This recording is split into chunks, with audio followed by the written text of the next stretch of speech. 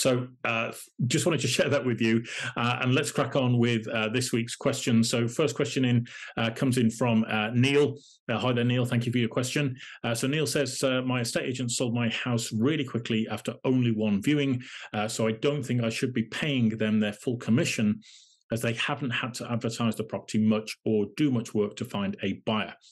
Am I entitled to a discount on their fee? Well, thank you for the question, Neil. Great that you've managed to sell your house really quickly, and the estate agents obviously worked hard, I'd like to think, to achieve that. I'm going to shoot from the hip on this straight away, Neil, and I'm going to tell you it's unlikely that you'll get a discount on the fee. And it's also probably going to be a little bit unfair to ask for that. And the reason why is because a lot of people have the mistaken thought process that the estate agent's job is just to agree the sale, right? And once that's done, you know, the sold board goes up and people think, oh, I've sold my house, right? But unfortunately, Neil, until you've actually exchanged contracts, that deal is not legally binding. Any party can pull out at any time during the course of negotiations or the legal work. And in my experience, again, a good estate agent is worth their weight in gold when it comes to helping you manage a sale through to completion. Okay, that is where the majority of an estate agent's work is actually done. You know, taking nice photographs, doing a floor plan, producing sales particulars, getting the property online, that's probably, if I'm honest, about 25 to 30% of an estate agent's work. But the bulk of the work is actually successfully managing it through all the hurdles that will crop up, whether it's legal pitfalls or hurdles that will crop up in terms of difficult questions that need to be answered, or finding out bits of information, or relaying information. Because again, as I mentioned in the introduction here, Neil, if the average sale is taking about 5 months to go through, that's an awful lot of time where people have to manage their expectations and make sure that people don't get frustrated so that they end up pulling out of the deal. Okay, so I think if you're working with an estate agent, and it sounds like you might have got a traditional estate agent who works hard at what we call nurturing the relationships. So, excuse me, they'll have a database of people that are looking for properties. It's called their mailing list. And most agents will work that mailing list quite hard to find or to match people with property. Okay. And once they're matched with those properties, that's when they then, are successful in agreeing the deal and getting it across the line as soon as possible. And for that, that's really what you're paying them for, is to match you with the right buyer, and then to get that deal through to completion. And as I say, that could be weeks and weeks and weeks of chasing just to make sure all the information is in place in order to allow it to go through.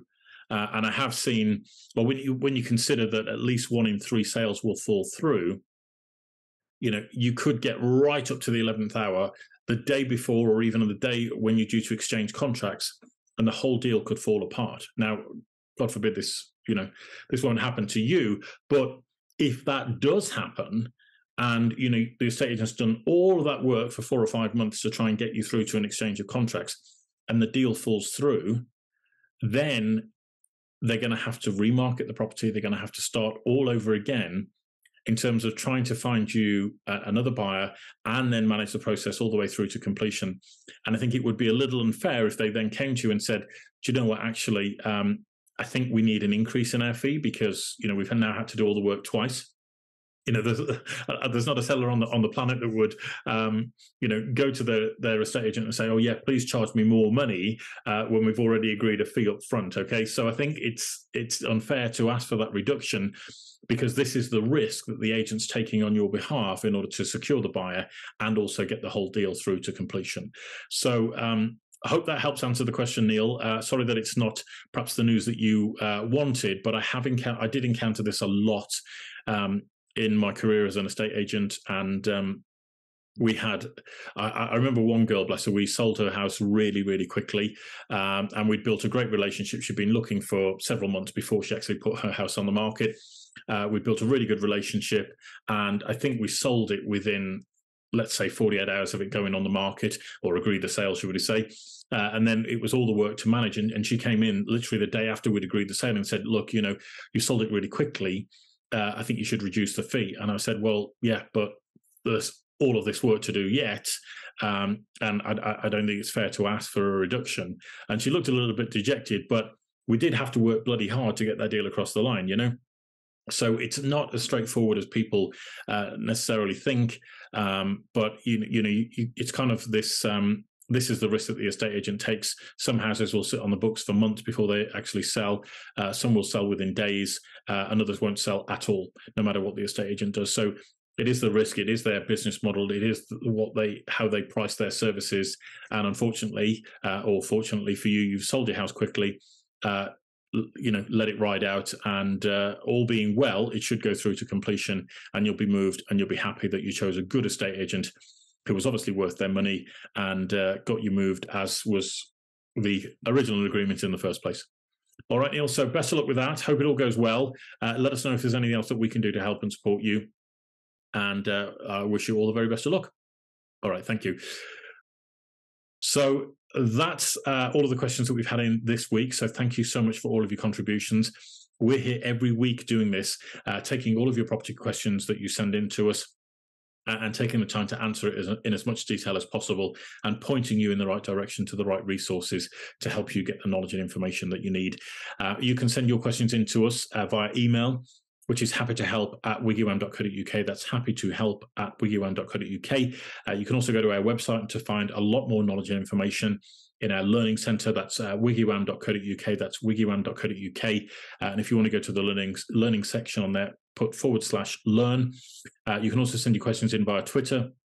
Our Twitter handle is @WiggyWam_UK. That's @WiggyWam_UK. And again, we'd be delighted to take these questions in and answer them as we do each and every week. Please also share this with your friends and your family members and your social circles. Share it out on social media.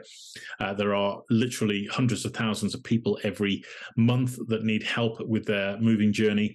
And we'd love to be able to be a resource that helps and navigates and guides them through their journey to actually be able to make it a lot less stressful, a lot more fun, and to arm them with all the relevant information that they need to avoid the financial penalties and pitfalls that so often catch people out and cause them to be financially out of pocket, or very stressed out from the entire process. So please do consider sharing this with your friends and family in your wider network. And we'll be back next week, which we're very much looking forward to. So that's it from me tonight. Thank you so much indeed once again for tuning in, and I look forward to seeing you again next week. You take care. Bye-bye.